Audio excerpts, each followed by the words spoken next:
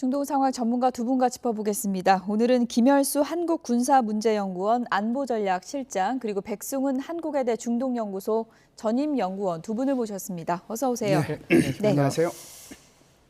불안한 휴전이 계속되고 있습니다. 관련 영상부터 보겠습니다.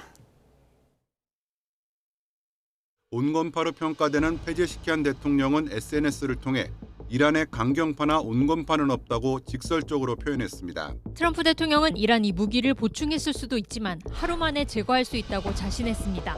이란의 핵무기를 사용할 거냐는 질문에 We don't need it. Why do I need it? Why would a stupid question like that be asked? A nuclear weapon should never be allowed to be used by anybody. 트럼프가 극찬한 무니르 총사령관이 이번에도 중재를 위해 뛰고 있는 것으로 전해졌습니다.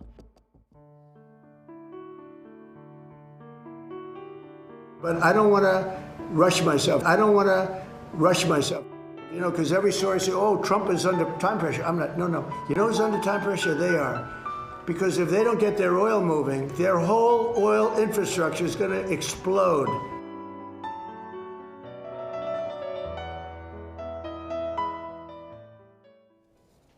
네. 나는 시간이 많다. 트럼프 미국 대통령 오늘도 이 부분을 강조하고 있는데 그냥 시간이 많다도 아니고 무한한 시간이 많다 이렇게 표현을 했습니다. 예, 트럼프 대통령이 지금까지 이제 보인 이제 행동들을 보면 굉장히 조급하고 급박하고 하는 그런 모습들을 보였잖아요. 그래서 금방 이제 뭐 한 2, 3일 내에 협상이 될 거다, 일주일 내로 될 거다, 뭐 좋은 소식이 있을 거다 계속 그렇게 얘기를 했는데 그렇게 얘기한 그 결과가 아무것도 나오지 않았잖아요. 오히려 미국의 조급함만 들킨 결과가 돼서 오히려 이란이 이제 이렇게 얘기하는 거죠. 시간은 우리 편이다. 누가 얘기를 하냐면 이란이 그 얘기를 하거든요. 이것은 이제 트럼프 대통령이 전략적 커뮤니케이션을 잘못했다. 이렇게 이제 보는 거고요. 오히려 지금 트럼프 대통령이 얘기하는 것은 시간은 우리 편이다. 나는 합리적인 그런 결정을 할 거다. 합의도 그렇게 할 거다라고 얘기한 것은 정말 트럼프 대통령이 오래간만에 한 나라의 최고 지도자로서 품위 있는 말을 했다. 그렇게 생각을 합니다. 네, 뭐 트럼프 대통령이 본인은 이제 늘 보통 쓰는 협상의 수사죠. 그러니까 예. 나는 여유가 있고 끝까지 이렇게 봉쇄하고 압박을 할 테니 한번 버틸려면 버텨봐라 이런 얘기를 한 건데 저는 현실은 그렇지 않다고 봅니다. 지금 유가도 아마 이제 지금 더 올라갈 거고 그리고 보험료 그다음에 호르무즈 항행 관련한 이런 게 막혀 있으면 이제 앞으로 지금 계속해서 트럼프 대통령이 더 받을 압박이 크거든요. 특히 지금 전쟁법 때문에 이게 5월 1일이면 트럼프 대통령이 물론 이제 다양한 방법으로 자기는 이게 전쟁이 아니고 군사작전이었다라고 얘기하겠지만 계속해서 민주당은 이거 전쟁법 투표를 올리면서 계속해서 압박을 할 것입니다. 그렇게 되면 트럼프 대통령은 계속해서 언론이나 여론이나 본인이 나가서 자기가 이 전쟁에 대해서 해명하고 군사작전에 대해서 이게 왜 그 전쟁이 아니고 군사작전인지에 대해서 얘기해야 되는 상황이 계속 놓이게 되면 트럼프 대통령 입장에서는 지금은 나는 언제 시간이 많고 기다릴 수 있다라고 하지만 아마 5월 1일부터는 계속 기하급수적으로 트럼프 대통령이 받을 압박이 점점점 커질 것이기 때문에 시간이 그렇게 많이 남아있지는 않다. 저는 그렇게 보고 있습니다. 네. 미국과 이란의 지리한 신경전이 계속되고 있는 상황이고 조금 전에 두 전문가분께서 짚어주신 대로 트럼프 미국 대통령은 시간이 많다라면서 여유를 부리고는 있는데 합법적인 전쟁 기간이 얼마 남지 않았잖아요. 네, 예. 그래서 이제 미국의 행정부에서 이 의회에다가 이렇게 전쟁에 대해서 이렇게 이제 요청한 것이 3월 2일이거든요. 그러니까 이게 60일간에 이제 이게 하도록 돼 있는데 이 전쟁권한법은 1973년도에 만들어졌습니다. 총 90일간인데 60일간은 군사작전을 수행할 수 있고요. 예. 나머지 30일간은 철수하는 시간입니다. 그렇군요. 그래서 여기에 대해서 지금은 이제 5월 1일이 어떻게 보면은 법적으로는 데드라인이죠.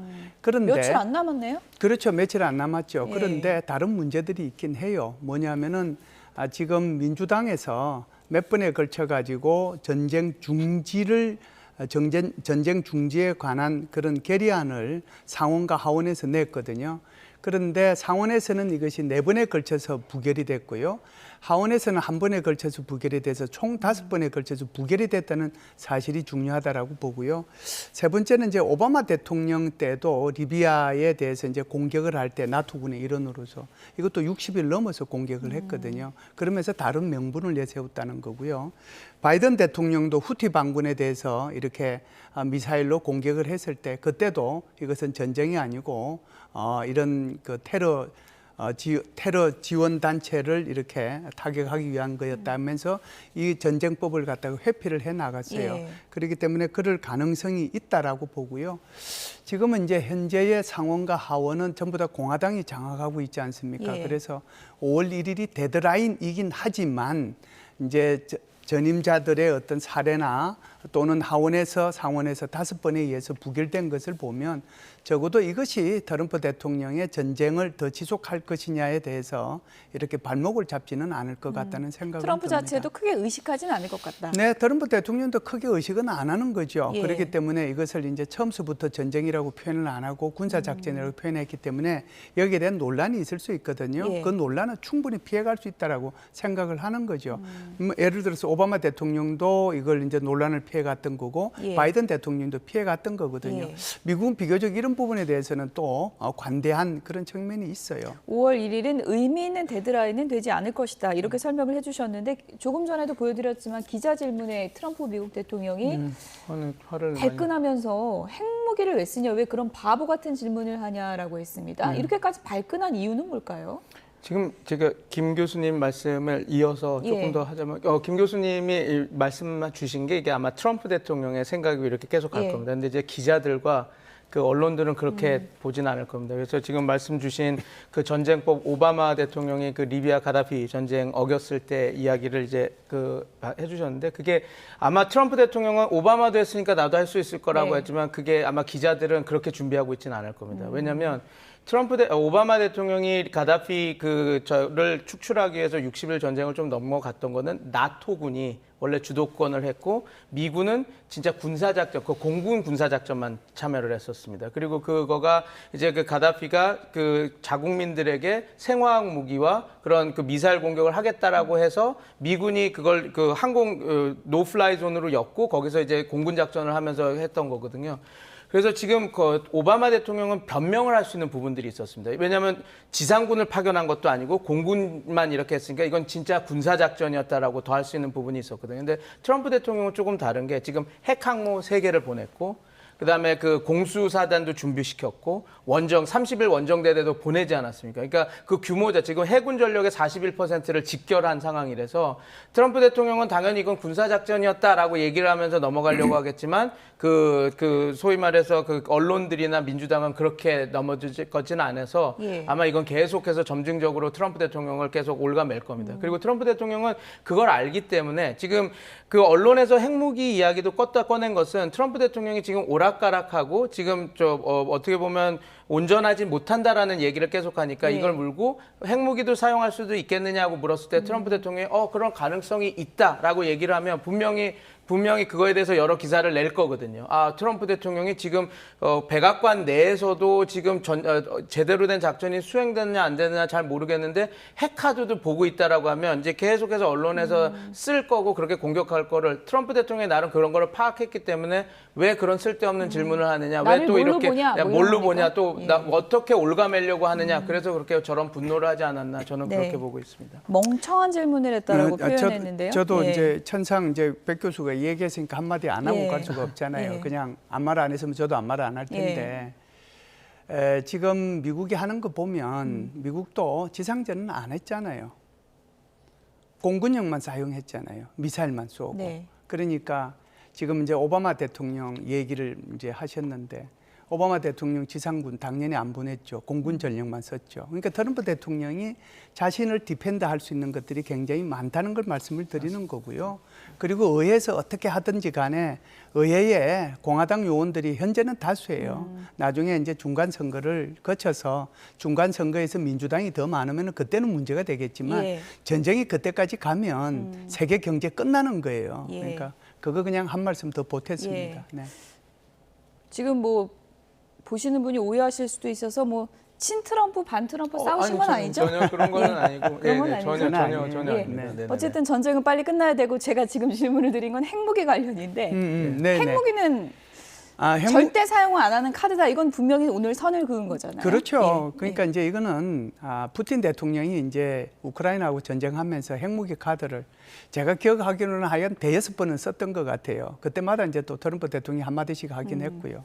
사실상 핵무기는 쓰면 안 되는데 트럼프 대통령이 얘기하고 싶었던 건 이런 거죠. 바보 같은 질문 하지 말아라. 예. 그래서 사실상 핵무기로 전 세계를 이렇게 위협에 빠뜨리려고 하는 그 장본인을, 그러니까 그 국가를 나는 지금 이렇게 벌 주려고 하는 거다. 그런 취지로 얘기를 했거든요. 그러니까 절대로 나는 핵무기 사용하지 않을 것이고 이란이 이 핵무기를 개발하려고 했기 때문에 이 핵무기를 개발하지 못하도록 나는 하겠다. 그래서 이 말을 통해서 트럼프 대통령이 하고 싶은 얘기는 뭐냐면 내 전쟁의 목적이 이란의 핵무기를 포기하게 만드는 거고 협상의 미국의 목표가 바로 핵무기를 포기하는 데 있다. 그것을 강조했다라고 봅니다. 예.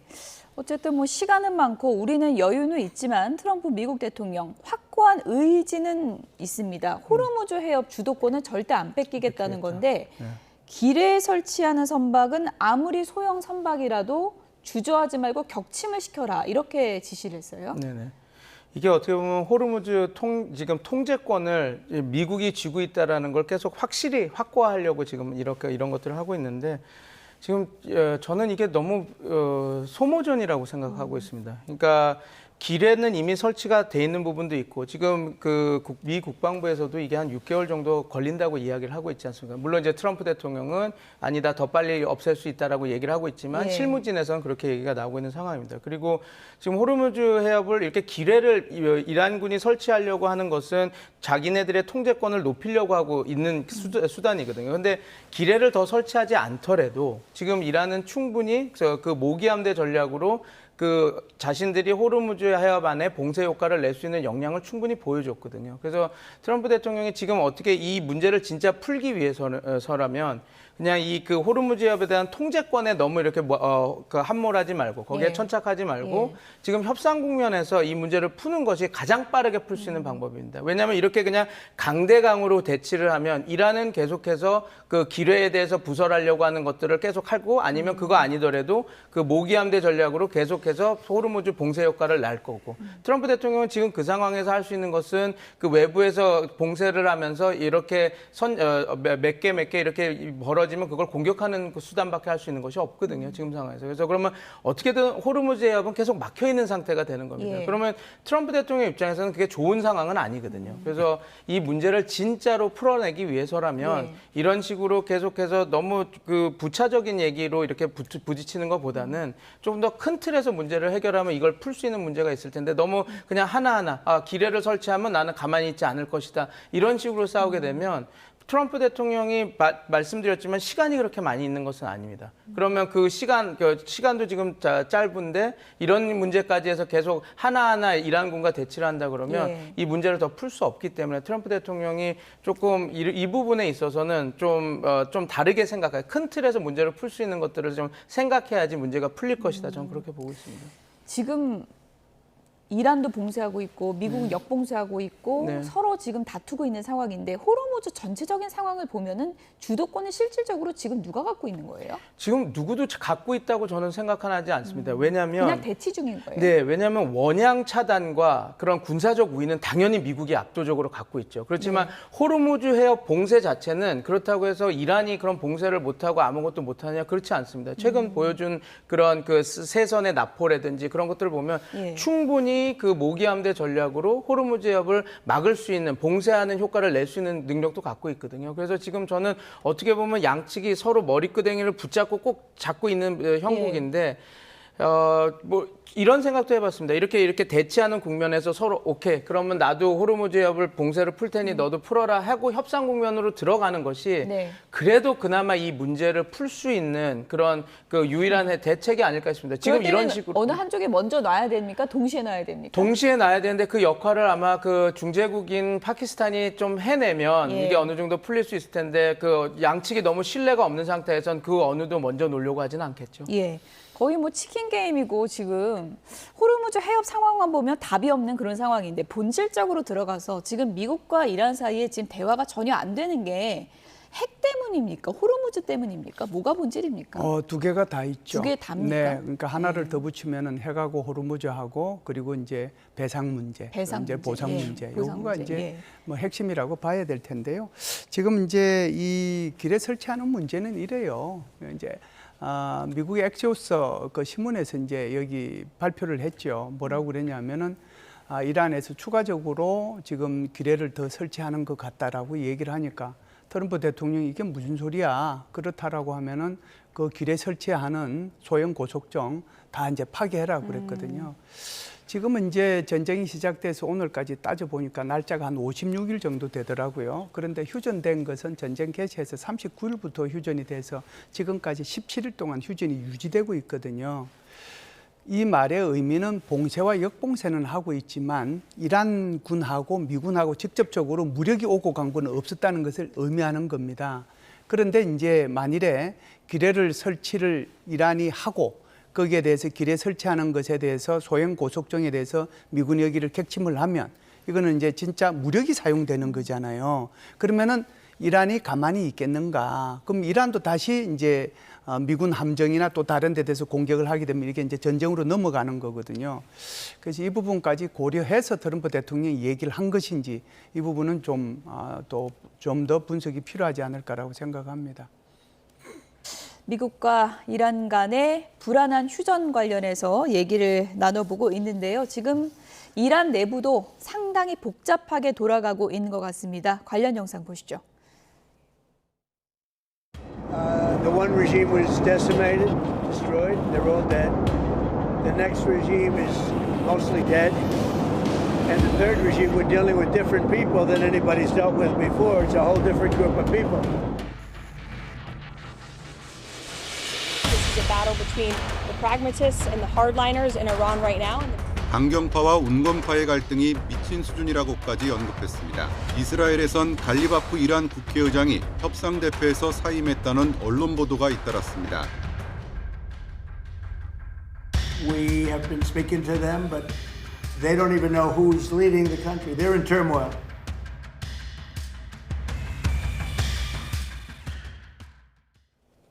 네, 갈리바프가 어떻게 된 걸까요? 진짜 물러난 걸까요? 저는 아직까지 조금 유보하면서 봐야 된다고 봅니다. 예. 왜냐하면 저거를 보도한 매체가 이제 이스라엘의 매체에서 처음 보도가 되는데 예. 그거의 소스가 또 좀 신뢰성이 이렇게 높지 않은 매체에서 받은 걸 하고 있거든요. 그렇습니까? 그래서 예. 저도 오늘 우리나라에서만 제일 많이 이렇게 빨리 받아서 이렇게 여러 가지 얘기들을 하고 있더라고요. 미국은 아직 좀 우리가 보는 주요 언론들에서는 저 이야기를 다루고 있지는 않아서 이렇게 우리도 오늘 좀 조심스럽게 다뤄야 되겠군요. 네네, 조금 예. 조심스럽게 다뤄야 될 필요가 있습니다. 그리고 그 갈리바프가 온건파가 절대 아닙니다. 갈리바프는 혁명수비대에서 잔뼈가 굵은 그 장군 출신이고 그래서 그 강경파 온건파라기보다는 강경파 내에서 협상의 기술을 잘 활용해야 된다라고 보는 실용파, 강경파 중에서 실용주의파라고 보시면 될 것 같아서 어쨌든 이란 협상단의 리더였잖아요. 당연히 들어갔죠. 그래서 그거는 맞는데 우리가 너무 이 협상단에 들어왔던 사람이라고 해서 예. 이 사람을 온건파라고 얘기하는 것은 좀 그런 게 왜냐하면 협상단에 보시면 갈리바프와 그다음에 아락지 그게 약간 새처럼 그러니까 양날개로 하기 위해서 좀 중심을 잡아주기 위해서 보수 그다음에 협상파를 놓고 그다음에 그게 못 믿어서 그때 그 안보 회의 사람들을 같이 넣어서 이렇게 그 그룹이 가지 않았습니까? 그래서 그냥 협상에 나선 사람들을 다 그냥 협상파 그래서 온건파로 보는 것은 조금 너무 단선화된 분석이고 그럼 협상파 이렇게 불러야 그러니까 협상 대표단이라고 부르는 게 나을 것 협상 같습니다. 대표단이요? 네, 대표단이라 부르는 게 나을 것 같고 그 협상 대표단 안에서는 당연히 강경파의 역할을 했던 게 갈리바프다라고 보시면 될 것 같습니다. 예. 지금까지 계속 온건파라고 저희가 해왔는데 정정해야 됩니까? 너무 죄송한데 예, 그게 온건파라고 하기에는 아마 저뿐만 아니라 모든 이란 전문가들에게 갈리바프라고 하는 인물을 두고 이 사람을 온건이나 강경이라 그러면 당연히 강경이라 넣을 겁니다. 왜냐하면 갈리바프는 태생이 그 혁명 수비대에서부터 컸던 사람입니다. 그러니까 혁명 수비대에 그냥 처음 장교로 임관을 해서 쭉 거기서 장성까지, 그러니까 그 항공우주국이죠. 지금 이란의 혁명 수비대 핵심 부대인 그 드론과 그 탄도미사일을 관리하는 거기에 그 장군으로 퇴역을 하고 했던 사람이라서 이분을 온건파라고 한다 그러면 예. 아마 모두 대다수가 온건파일 예. 겁니다. 그렇게 뭐 되면. 이란 전문가시니까 앞으로 저도 온건파라고 안 하겠습니다. 아닙니다. 그냥, 아니 지금 예, 상황에서는 협상에 참여하는 갈리바프 네, 맞습니다. 이렇게 표현을 하겠습니다. 어쨌든 갈리바프가 사임을 한 것 같다라는 내용의 힘이 조금 실리는 이유는 이런 분석 기사들 때문입니다. 내용을 좀 보실까요? 이란이 강경파가 장악하고 있다는 기사들이 많이 나오고 있습니다. 미국 싱크탱크 전쟁연구소에서 분석한 바로는 미국과 협상을 지지하는 갈리바프 이란 국회의장과 이에 반대하는 바히디가 충돌하고 있다. 최근 이란 내 권력이 이슬람 혁명 수비대로 기울고 있다. 이런 분석 기사를 냈고요. 뉴욕타임스에서는 이런 기사를 냈습니다. 이란의 강경파 군부 장성들이 이란 정부 주요 의사 결정을 담당하고 있다. 숨진 알리 하메네이 전 최고 지도자는 절대적 권력을 휘둘렀는데 지금 차남 무스타바는 그렇지 못하다. 뭐 거의 허수아비다. 이런 얘기거든요. 그러니까 권력 다툼에서 갈리바프가 좀 밀린 거 아니냐 이런 분석이에요. 사실상은 이제 갈리바프하고 아라그치하고 거기 그 협상단에 갔다 왔잖아요. 그리고 나서 이제 이스라엘하고 저 레바논하고 휴전 회담이 있었잖아요. 그래서 이제 휴전을 10일간 하도록 했지 않습니까? 그리고 나서 이제 아라그치가 뭐라고 그랬어요? 그러면은 우리 봉쇄 풀겠다고 그랬습니다. 예. 그런데 이 사람 혁명 수비대에서 뭐라고 그러냐면 멍청이라고 얘기를 했어요. 멍청이, 얼간이, 뭐 이렇게 얼간이 불렀죠. 이제 예. 그렇게 얘기를 했단 말이죠. 그래서 그것이 이제 그때 당시에는 저게 뭐 역할 분담한 거 아니냐 이런 식으로까지 생각을 했는데 결국 그게 아니고 권력 투쟁이 표면화되는 그런 순간이었다라고 저는 생각을 하거든요. 그 뒤에 나온 말들이 뭐냐면 바로 갈리바프하고 아라그치를 탄핵시켜야 된다라고 예. 얘기하고 거기에 지금 이제 저 이스라엘에서 나온 신문 저거를 우리가 얼마나 믿어야 될지 모르지만 예. 이제 갈리바프가 이제 사임했다 소리까지 나오는 거란 말이죠.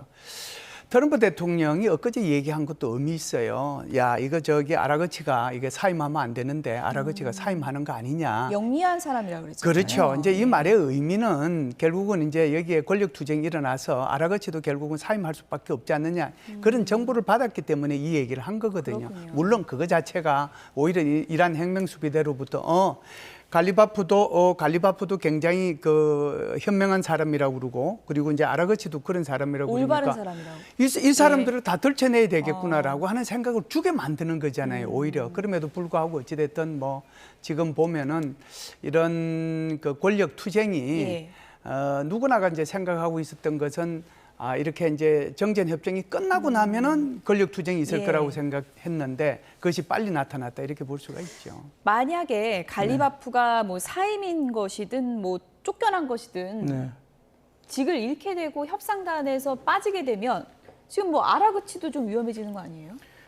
누가 협상단 대표로 만들어질지가 이제 지켜봐야 예. 되겠죠. 만약에 이제 갈리바프가 나가고 지금 바이디가 원하는 그 혁명 수비대 측에서 원하는 인물이 우리가 아마 다 아는 인물이 될 겁니다. 그렇게 되면 알 수가 있겠죠. 지금 강력하게 지금 투쟁파들이 이 주도권을 잡았구나. 그래서 협상을 여기서 이어가겠구나. 그렇게 될 것이 분명한데 갈리바프가 지금 진짜로 협상단에 지금 못 들어오는지 아니면 사임이 됐는지는 좀 더 지켜봐야 될 것 예. 같습니다. 그리고 만약에 진짜 그렇게 된다면 아락치도 위험할 수도 있는데 근데 분명히 이런 거 있습니다. 왜냐하면 이 아락치는 외교부 장관이거든요. 그래서 외교부 장관직을 수행을 놓고 이런 거는 이제 대통령인 페제스키안이 이렇게 결정하는 문제라서 그래서 외무상직은 놓지는 못하겠지만 아마 그 협상단의 멤버 구성이 진짜로 갈리바프와 아락치가 빠지고 예. 이제 혁명 수비대의 라인업으로 이렇게 딱 깔린다면 굉장히 이게 어려워지는 굉장히 협상이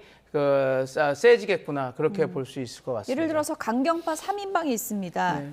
바히디, 졸가드르, 졸가드르. 레자이 레자이 뭐 모센, 이런 모센 사람들 레자이. 이런 예. 사람들이 딱 벤스 만나러 가면 네. 대화가 될 수 있는 겁니까? 근데 아마 그 사람들이 전적으로 이렇게 들어올지 어떨지는 더 지켜봐야 되는데 예. 왜냐하면 그들이 맡은 보직이 예. 역대적으로도 이란에서 보면 가장 강경 보수파들이 맡았던 보직입니다. 이란 바이든은 예. 혁명수비대 사령관, 그다음에 모사니는 그 모스타바의 그 안보보좌관, 그리고 졸가르드는 안보수장이거든요.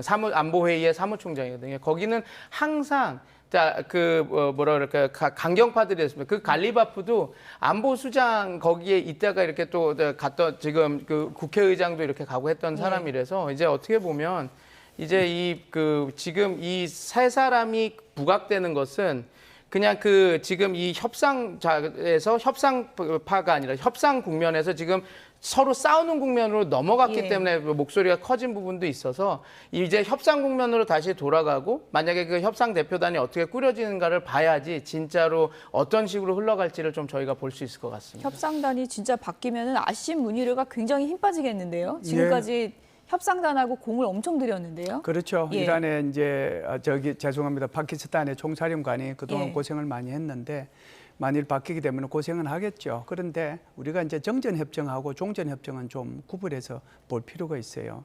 휴전협정이라고 하는 정전협정은 군사령관들끼리 합니다. 그런데 종전협정을 이제 최종 서명하는 것은 각국의 최고 지도자가 해요. 그러니까 그 나라 수반이 하는 거예요. 예. 그래서 주로 여기에는 이제 군인들이 참석을 안 합니다. 그래서 여기에 이제 3명이 간다고 하더라도 바히디 같은 사람은 이란의 혁명수비대 사령관이기 때문에 이 사람이 가는 것은 곤란하죠. 그래서 오히려 레자이나 졸가드는 갈 수가 있습니다. 그렇다라고 하면은 그 전에 갔던 사람들 중에서 누군가는 같이 가야 돼요. 그래야 전반적인 분위기를 알고서 같이 얘기를 할 수 있는 거지.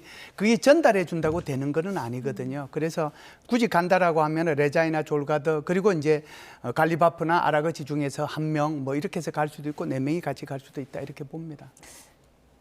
모즈타바는 지금 의식은 있다, 뭐 이런 얘기가 보도가 되고 있는데 네. 어쨌든 이란 혁명수비대가 워낙에 지금 힘을 강경하게 쓰고 있기 때문에 결정권자는 아니다 이런 추측들이 많이 나오고 있는 것 같습니다. 네, 그럴 수밖에 없습니다. 그거는 이제 그 혁명수비대가 최고 지도자를 보위하는 거든 맞는데. 그 아버지 카메네이만큼 오랫동안 그 혁명수비대와 함께하고 거기는 인사권들을 잘 활용해서 예. 높은 고위직들을 다 뽑았던 그런 모스타바는 그런 상황이 아니기 때문에 지금 상황에서는 모스타바가 그 통제력이 이렇게 강한 상황은 아니다 그렇게 보시면 될 것 같습니다. 네. 오늘 북한 동향도 끝으로 좀 살펴보도록 하겠습니다. 김현수 실장님, 네. 김정은 북한 위원장 원래 좀 러시아하고 친해지려고 많이 노력하고 있는데 러시아에 직접 갈 수 있다.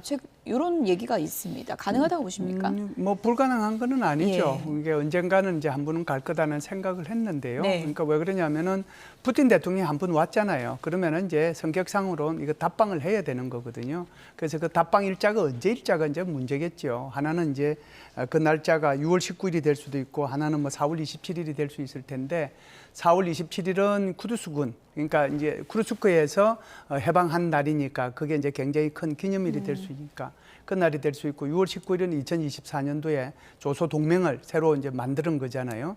그래서 그 날짜가 될 수 있는데 제가 볼 때는 굳이 간다면 6월 19일 좀 되지 않겠는가라고 봅니다. 네. 모스크바 가면 처음 가는 거잖아요. 이번에, 모스크바는 처음 가는 거죠. 예. 그래서 이것이 무슨 뭐 교량이 이번에 새로 생긴다고 예. 해서 그 자동차 다리거든요. 그 자동차 다리가 완공되는 것도 6월 19일입니다. 그렇기 때문에 자동차로 모스크바까지는 당연히 못 가는 거죠. 예. 그래서 간다라고 하면 철도로 가게 될 겁니다. 예. 아무래도 뭐 모스크바 방문 앞두고 뭐 군부를 떼는 건지 얼마 전에 북한이 태양절을 계기로 열린 국제예술축전에서 러시아가 직접 제작한 노래를 공개하기도 했습니다. 어떤 노래인지 잠시 좀 들어보시죠.